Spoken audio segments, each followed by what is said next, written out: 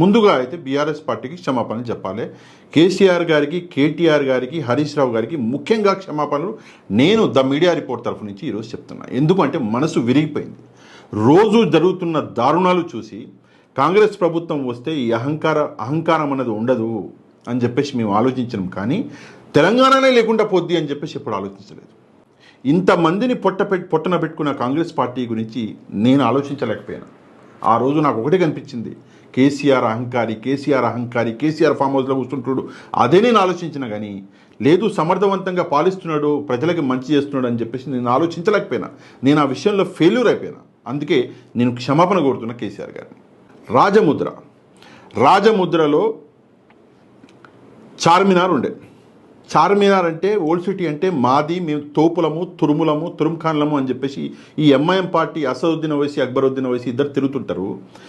నిన్న ఆ ఏదైతే రాజముద్ర ఉందో అందులోకి వెళ్ళి చార్మినార్ తీసేస్తే ఎవరు వెళ్ళాలి చార్మినార్ దగ్గరికి? ఎవరు ఎజిటేషన్ చేయాలి? అసదుద్దీన్ ఓవైసీ, అక్బరుద్దీన్ ఓవైసీ కదా. వీళ్ళు వెళ్ళలే, అన్నదమ్ములు. అన్నేమో యాడ్నో వచ్చిండో, అది వేరే విషయము. తమ్ముడు కూడా వెళ్ళలే. ఎవరు వెళ్ళారు అంటే కేటీఆర్ గారు వెళ్ళాడు. ఇప్పుడు మీరు అనొచ్చు, ఈయన నిన్నటిదాకా కాంగ్రెస్ పార్టీకి ప్రోగా మాట్లాడి బీఆర్ఎస్కి వ్యతిరేకంగా మాట్లాడి మరి ఈరోజు ఏం మూటలు మారినాయో. నా బొచ్చు కూడా మారలేదు. నన్ను కొనాలంటే దిగి రావాలి. వీళ్ళు కాదు, వీళ్ళందరూ కలిసి కూడా నా బొచ్చు కూడా కొనలేరు. ఒక విషయం, నాకు ఈరోజు కోపం వచ్చింది. కోపం వచ్చిన తర్వాత నేను ఎవరికినాను.